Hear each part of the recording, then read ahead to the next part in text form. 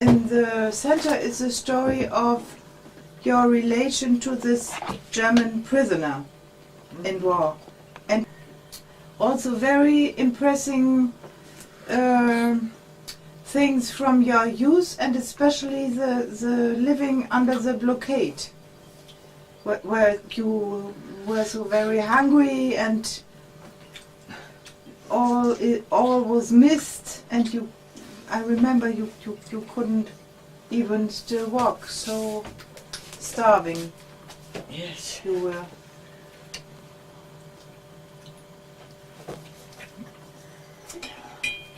Du kannst natürlich auch mal fragen. Ja, nun mach du mal allein. The blockade. Well, you're writing. Ja, ja, auch. I was 17 when the war broke up. I had just finished studying at school, and on the 21st of June we celebrated my finishing school. It was very grand, and we were so happy, and we laughed so much. And my grandmother said, don't laugh so much. It will not bring you good. And on the 22nd, I woke up and heard that the war broke up. One day later. One day late, next day. It was a very fine day, the 22nd of June, 1941. And, well, I didn't understand what it means, the war broke up. Of course, with 17. Yes. And already in September 1941, German planes bombed our town, already in September. Well, they bombed, then the артиллерийские обстрелы. Artilleriebeschuss. Ja, Artilleriebeschuss. Ja. The artery should. The artillery shot. It was very dangerous to walk in the street, and all food that was reserved for Leningrad perished because the bomb, they склады, I don't know. Lager. Скажи, поясни. Lager. A store. All the stores were perished. Kaputt. Kaput. And we had nothing to eat at all. And Leningrad was surrounded. It was in the blockade already. And it was impossible to supply food to Leningrad. So the blockade began, and famine began. The blockade began in September. The blockade, no, I don't quite remember. It began probably in October. I don't remember. I did not, I'm not prepared. Somewhere I have written all these things, but I don't know where. I cannot find now. It's a pity. When the blockade began, we had no food already. So the ну, карточная система. Помню, Гудschein bekommen. Lebensmittelkarten. Karten. Karten. Ja. They gave us those carton. Ja. And, well, in winter already, 1942, workers could get 250 grams of bread,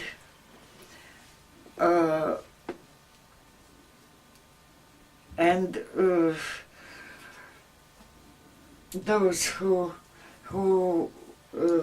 worked at some offices and not workers, they got 175 grams of bread, and children and old people 125 grams of bread. What concerns other products, we couldn't buy anything. So except that bread, we had nothing at all. And well, we didn't have at home a lot of products. Well, some macaroni, a little bit of flour, nothing else. And so people began to die.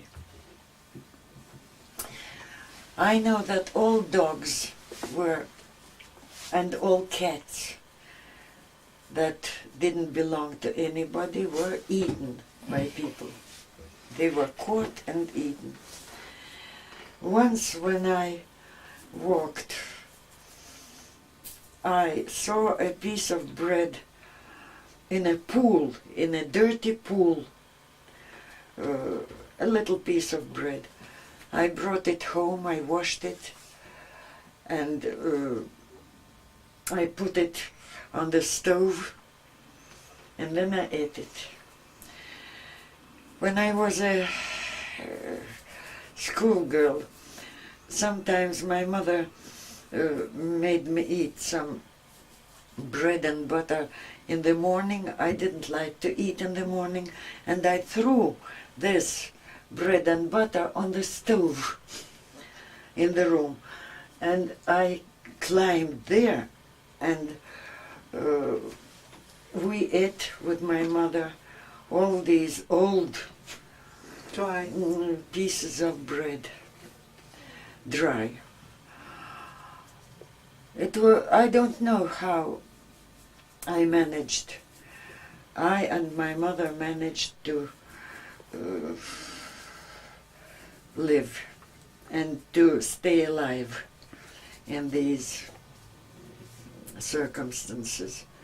It was awful. We were like skeletons with the skin over. My legs were just a bone here, a little bit wider, and then a bone again. I couldn't go up the stairs just as usually we go. I went up the stairs like a small child, putting one leg on the stair, then another one on this stair, and so I climbed up. There was no water in our krane. Ja, Wasserkran. Water. Wasserhahn. Water cran. Water, Okay. cocks or kran, don't know. So we went on the Neva, on the river, to bring water. It was very difficult. We took children's sledge, the sledge Ja. on which children We're skating. Yes, Mm. not skating but riding. We put Schlitten. 2 buckets for water on this sledge and went to the river. It was in winter. The winter was very severe that time. And then we pulled back this water, and I lived on the 3rd floor, and it took me about an hour to get with these buckets to the 3rd floor because I was weak.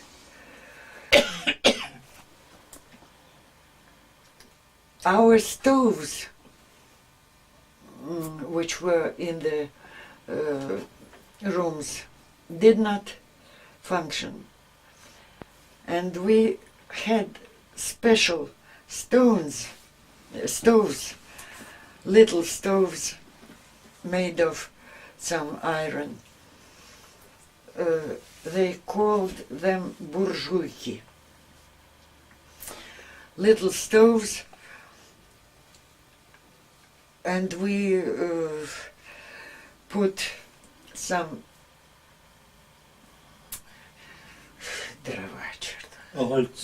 some holz in this in these stoves to keep ourselves warm. This was all in winter 1941 1941-42. That was that awful winter. And in the street, well, there were very big queues, so people standing one after another to the shop to buy that bread.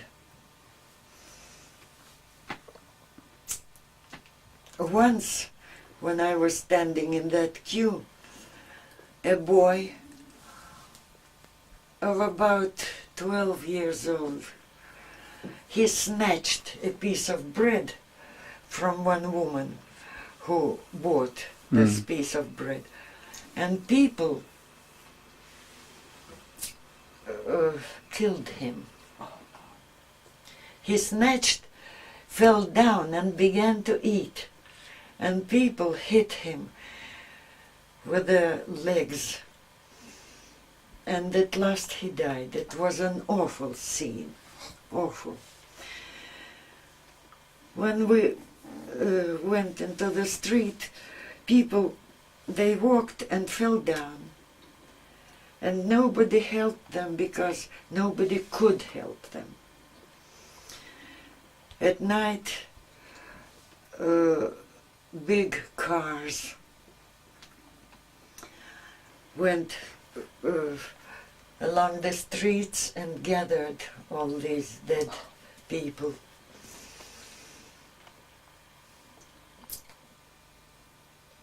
You know, when I remember this now, I don't believe myself that it was, that I had gone through all this thing.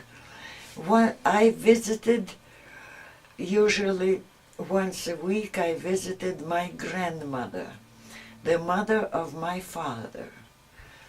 She lived in the center of the town, and I lived on Petrogradskaya, rather a long distance. I usually brought for her a little wood. She was very old, and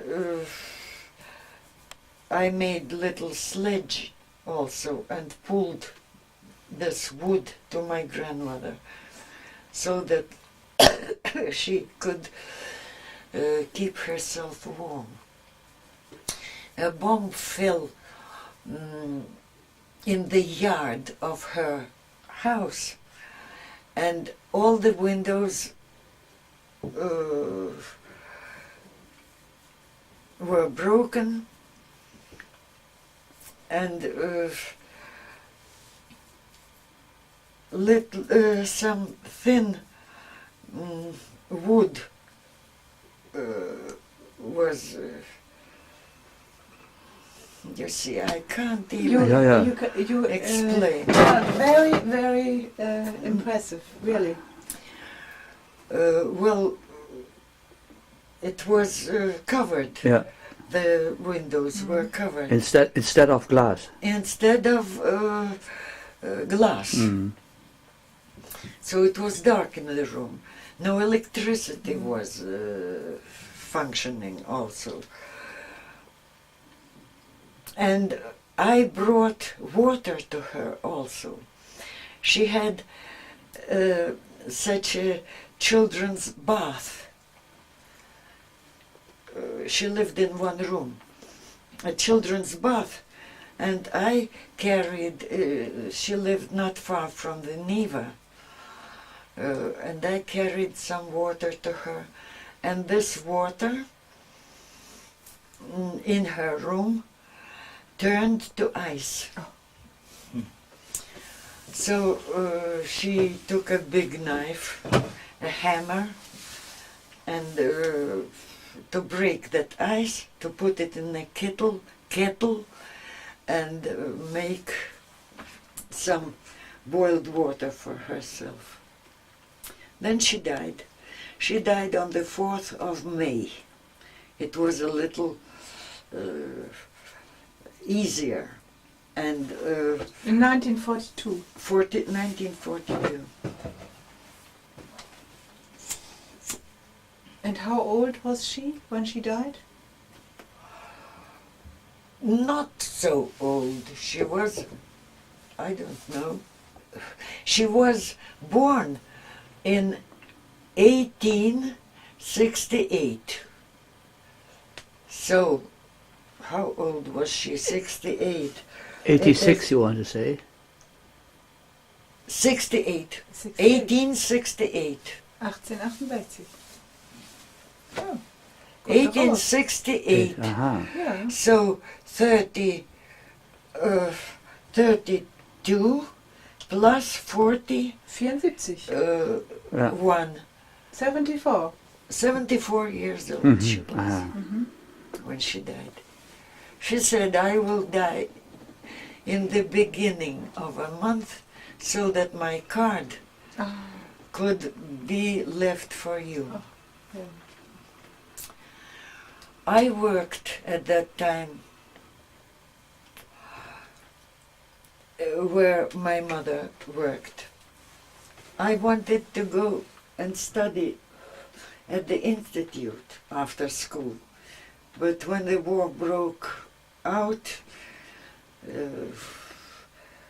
it was impossible to enter the institute. So I worked as a worker, where she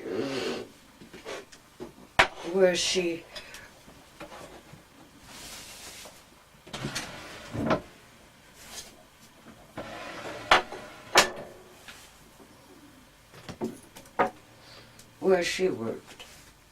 She was a Where your mother worked. type. Yes. She was a typist on a typewriter. And I worked as a столяр. Тишляр. Ты говори хоть отчетливо. Тишляр. Тишляр, понимаете? Tischler. Yes. Carpenter. Carpenter, yes. We made spades for cleaning streets. We made little stools. And then we made little boxes for mines противопехотные. Das ist gegen Противопехотные, das ist gegen die Soldaten, die spazieren. Gegen Minen. Ja, ja. Mines, Ja. yes. Ja. Little things. We made only the boxes, which were then filled. With the mines. Yes. Minen. Yeah, yeah. And when a person stands on this, steps on it, it bursts and the person perishes. And when I was already in October 1942, I was mobilized. I became a soldier. And I was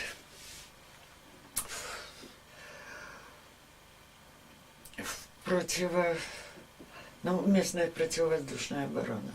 Das ist die Verteidigung, die Luftverteidigung der Stadt. Ich weiß, wie das heißt. Flakabwehr. Kann Nicht? sein. Luftverteidigung, was auch immer. You whisper all this and I don't snatch. I watched the planes and told where bombs were falling, and then we went to save people who suffered from this bombardment. And at the end we were sent to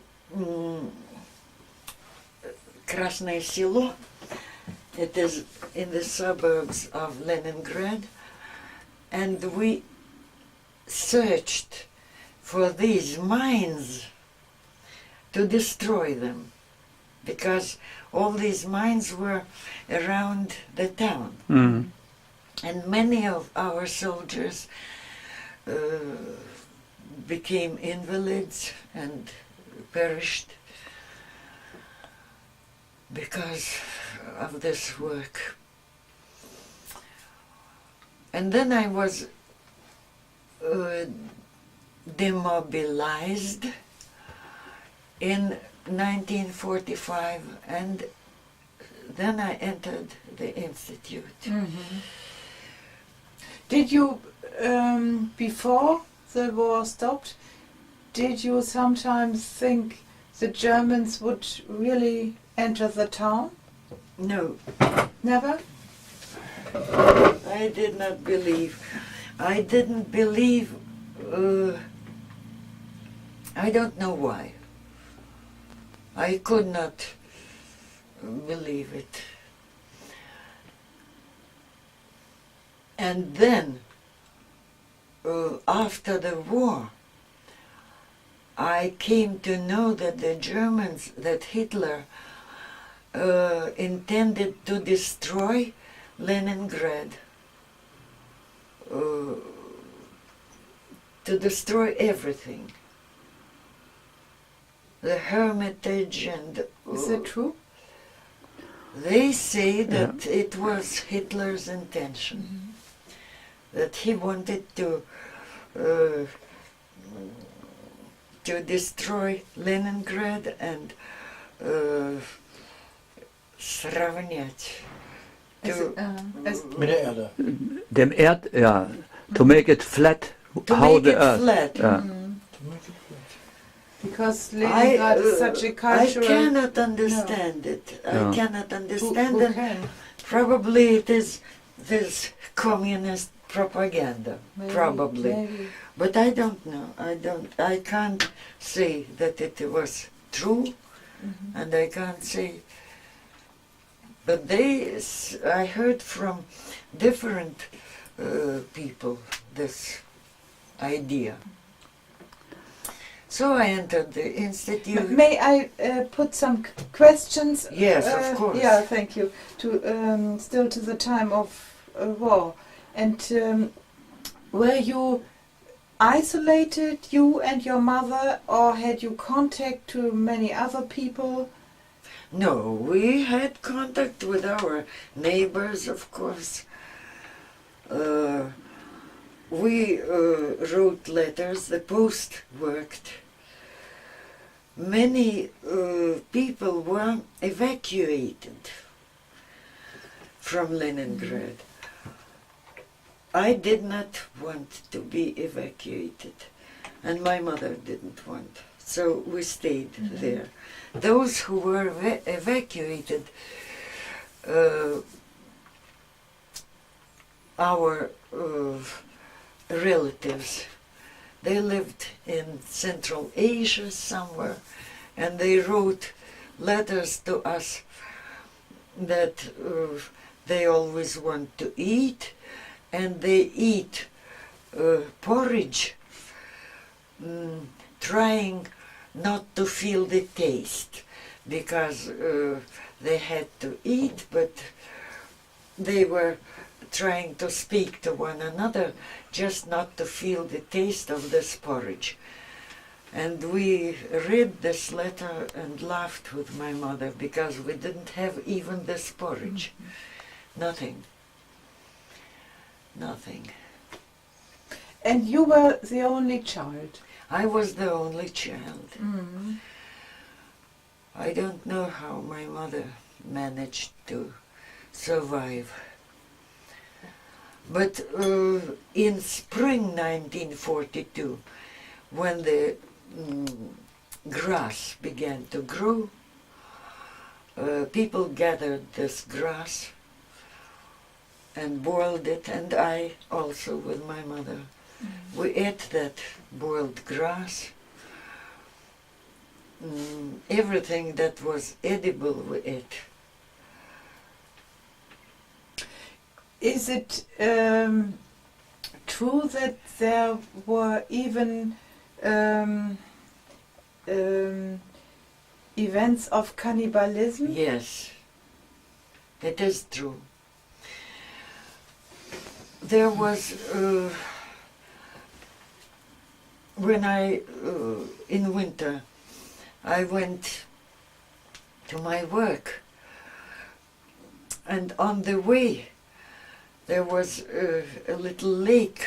It was frozen, and on the shore of this lake there was a dead woman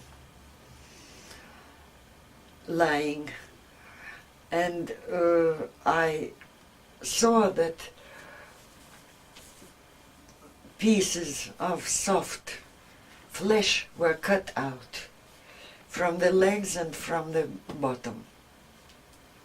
So certainly they were cut out and eaten.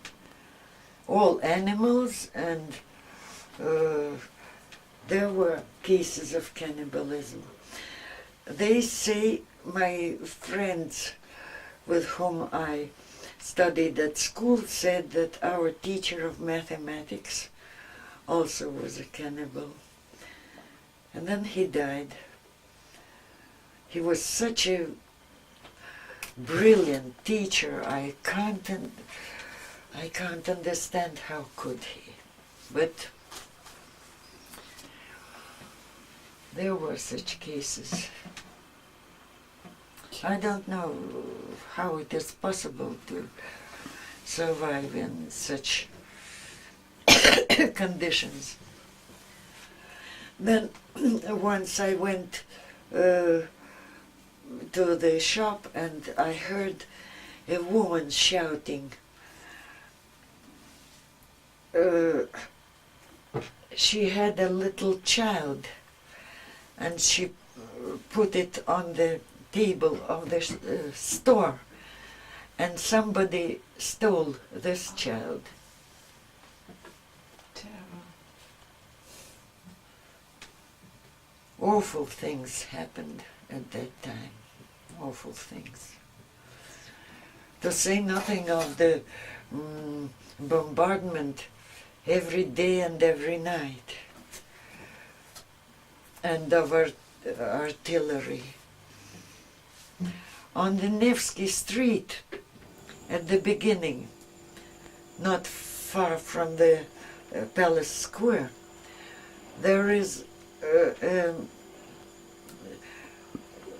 it is written on one house, this side of the street is dangerous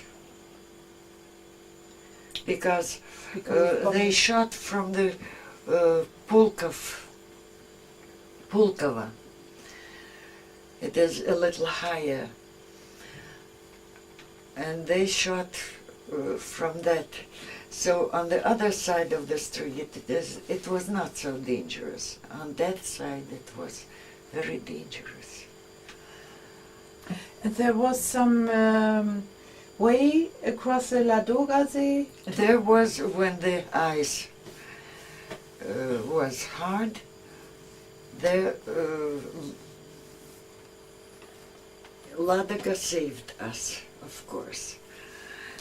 And people were evacuated via Ladoga. Well, German planes bombarded that way also. So many people perished there also, those who were evacuated. Ladoga saved us. And the city was full of Russian soldiers. Hmm? Leningrad city was full of Russian soldiers who defended Well, of the course, town. because all people were mobilized and they were on the front. How could you, under this terrible circumstances, have any contact to a German soldier? We had no contact with Germans in these circumstances so. at all. Certainly That was not. later. This was later, He also. was, It was prisoner. much later. Ah. Kriegsgefangener. And your father, where was he at that time? I don't know. I don't know. He was arrested in 1937. I have a paper that he was, that he died, that he was shot in 1937. By the He was killed by the communists. by the, yes, of course. Uh-huh. He was shot. Yes, they killed him. Yeah. And why? In 1937, because he was sentenced to be shot, because he was considered to be an enemy of the regime, and many people perished at that time. Very many people were killed at that time. So let's stop for one moment. Tirolog. Could you please hold the book again so I can make a picture from that? Do you understand what martyrolog Yeah. means? Ja. Leningrad Martyrium. Martyrer, das sind die gestorbenen Menschen. Ja, ja, Märtyrer. Mhm. This is here they enumerated those who were sentenced to death as enemies, people's enemies. This book, When was it published? In what year? it is being published even now. Das ist für die Bände, für die Bände. This is the second Volume? volume, the second, and it concerns only to October 1937. Aha. In October 1937, 3,400 people were sentenced to death. Yes. Only in October. Only in Leningrad. Only in Leningrad, only in October. Only in October. Here Incredible. they are Fantastic. all enumerated, all these Incredible. people. Incredible. Ja. Here is my father. Oh, really? Das musst du nachher nochmal over shoulder machen, wenn nicht? Gib doch mal, halt doch mal, gib mal. Ja.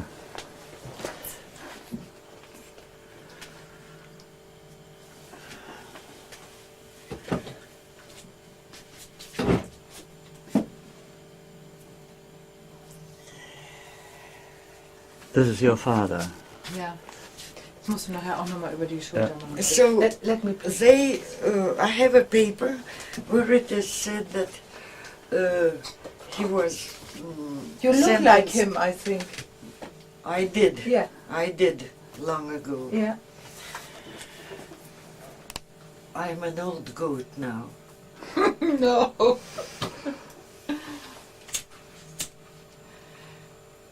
On Saturday we went to the jazz club with Vasily, and he told us that your father also was a famous jazz Yes, he musician. was. What He propagated jazz. and what did he play? What He didn't play anything. He had a very good collection of jazz records, Mhm. and he delivered lectures on jazz. And he was a propagandist of jazz at that time. And this was also very bad from the standpoint of our power. Was this one reason why they killed him? No. He was... it was said that he was a spy, Aha. because he worked at Russian embassies in Afghanistan and then in Finland. And then he wanted to gather those gramophone records, and he had some contact abroad, and they sent him these records, and it was prohibited to have any contact with anybody. Ach so. When Paul Robson, you know Paul Robson, No. German, a bass, a Negro with a very good voice, and he sang jazz, blues, American blues. And he came to Russia, and my father got acquainted with him. It was impossible. It was prohibited to have any contact with any strangers in our country, before and after the war. So And when did this law start? When was it declared? there was no law, but the people that had contact, they were considered to be enemies.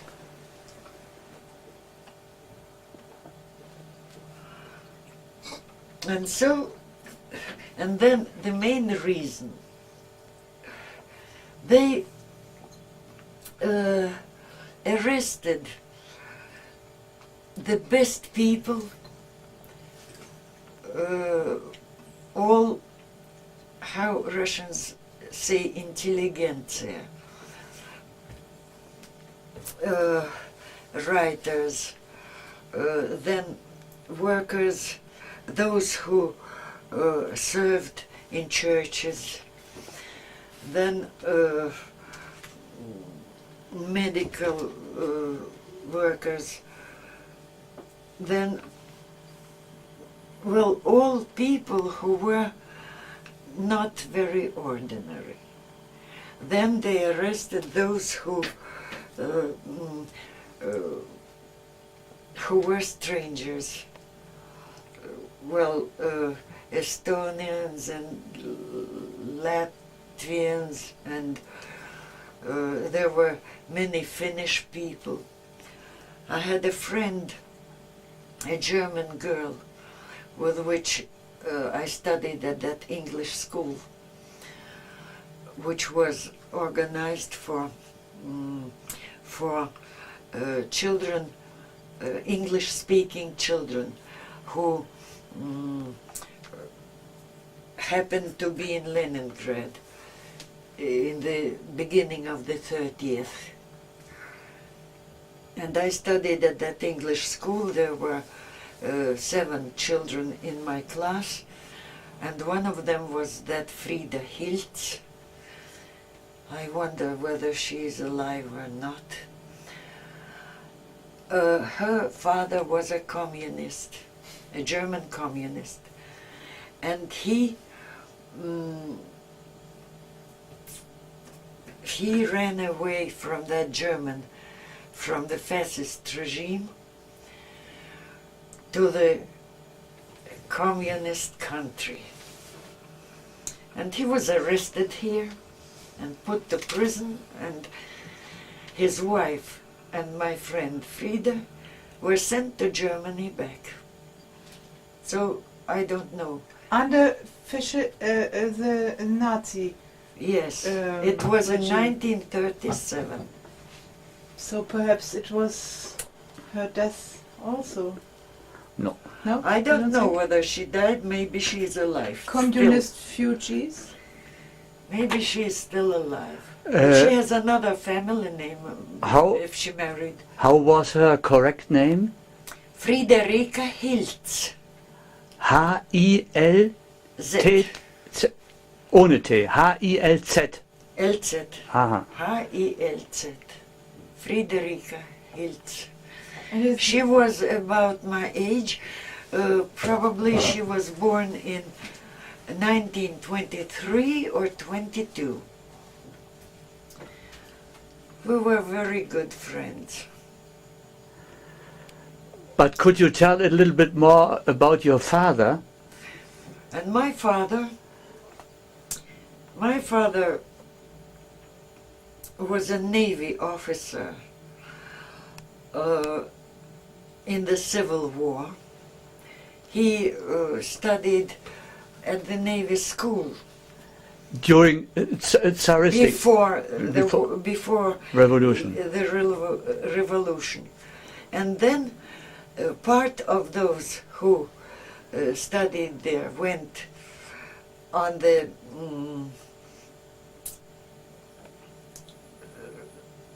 immigrated, and part stayed here. And my father stayed here, and he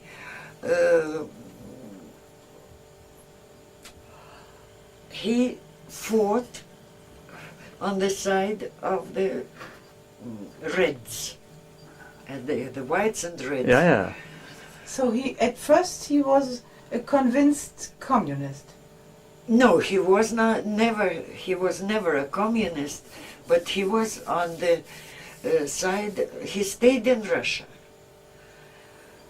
which turned to be the Soviet Union, and he was a Soviet officer during the Civil War, and then he studied many languages, and he could speak Italian, English, German, French, and he even studied Farsi, the tongue of the Afghanistan.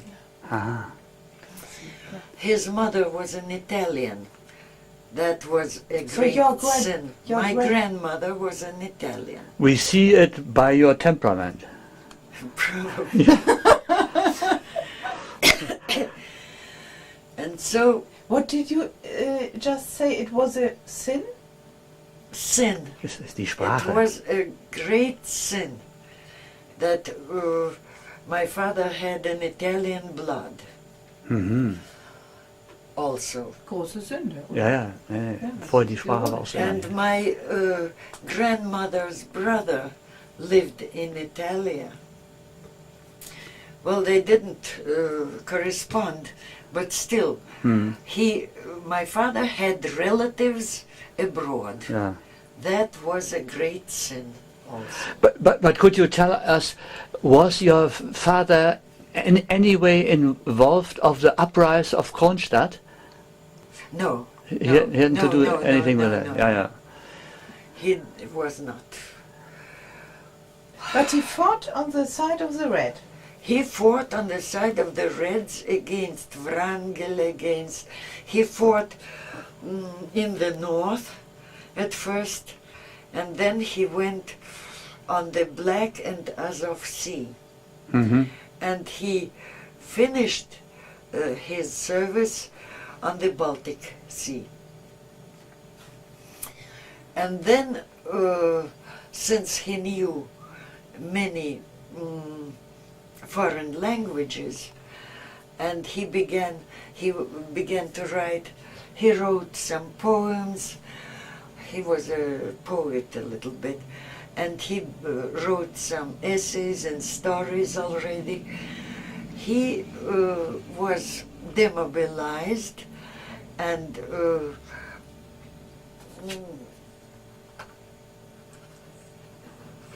he was well, you see, it's so difficult for me. You're telling very, very good. You're telling so impressive. To work. Well, they at the place where they issue magazines and in addition. books. Yes. Yes. He translated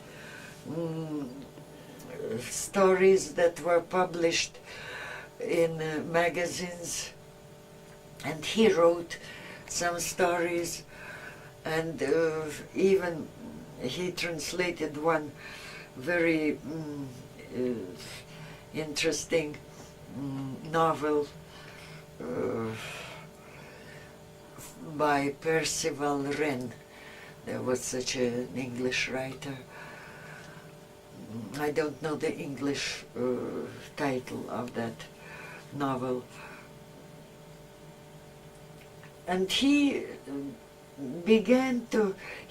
turned to be a writer. And he began to write about his service and about the Civil War on the sea. They liked his books very much. They were very popular, his books, because he had a very good taste of humor, and everything was, well, he went through all this. He described the Civil War from the standpoint of the person who took part in it. And then, besides this writing, he had a great hobby, jazz. He delivered lectures on jazz, even over the radio.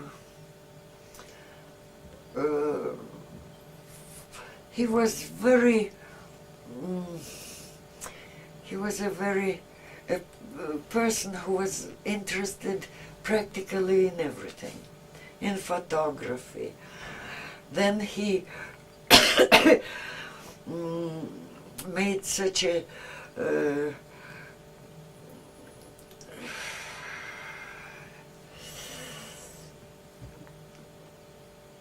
apparat which could write. Well, now we have magnetophones, and at that time it wrote on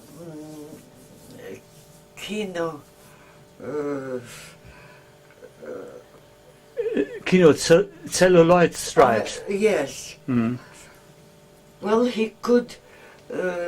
He made a very good radio receiver, a very big, which could catch broadcastings which came from abroad. So he was also an inventor. Yes, he was an inventor, and he wrote. He tried to catch jazz, and he wrote it on this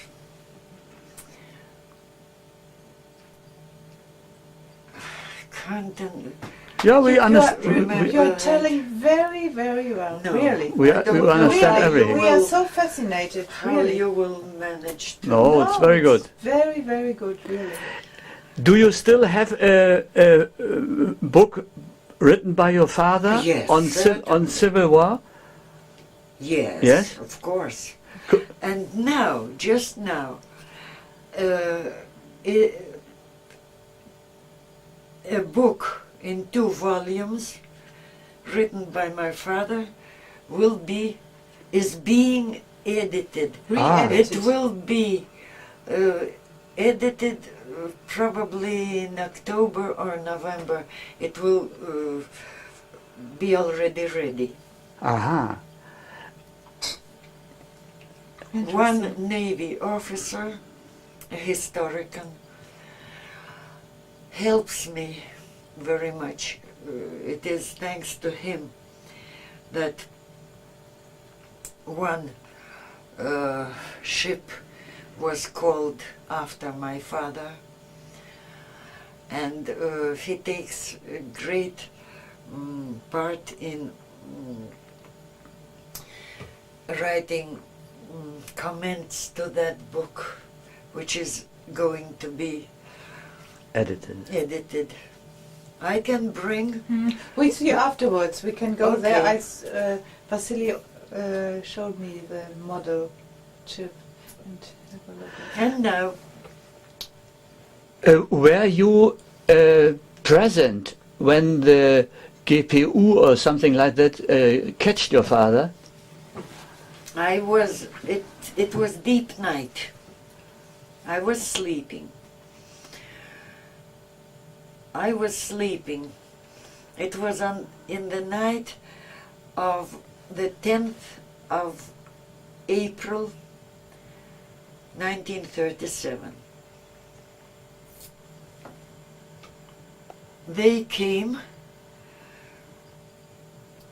I didn't see them. We had 2 rooms.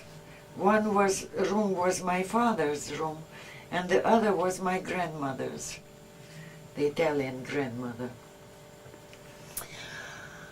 I was sleeping in my grandmother's room. They entered that room. They entered it from the window? Or No. from the door? They came from the door. Mm. They In the night? They were, yes. Both rooms were connected. They were in my father's room, and then they went into the room where I was sleeping. And I woke up. I saw that man. And since I was sleepy, I thought it was one of our friends, which I called Giraffe. Giraffe. He was very tall and thin, and I called him Giraffe. And when he entered, I opened one eye and said, "Giraffe, go away. I want to sleep." And he turned and went away. When a person is arrested, they have to search everywhere. They didn't even search anywhere. They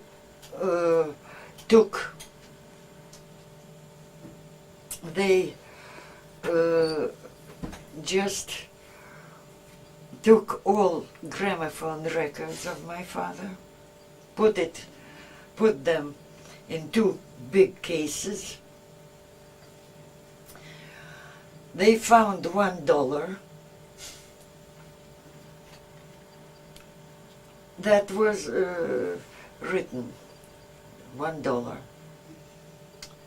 and nothing else. And they took my father away. Since my father... And they didn't say why.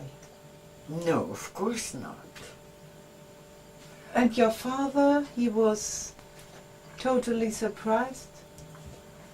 He was not surprised because at that time so many people, our acquaintances, were arrested, that he was not surprised, but he was quite sure that they will free him in a few days because he is innocent.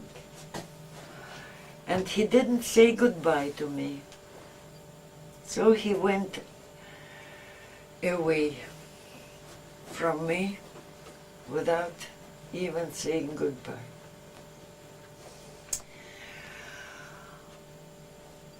And then my grandmother was told that he was sentenced to 10 years of prison without the possibility of even writing letters.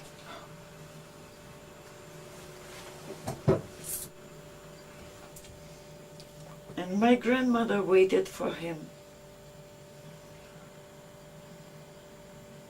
And I waited for him. And sometimes I saw him in my dreams.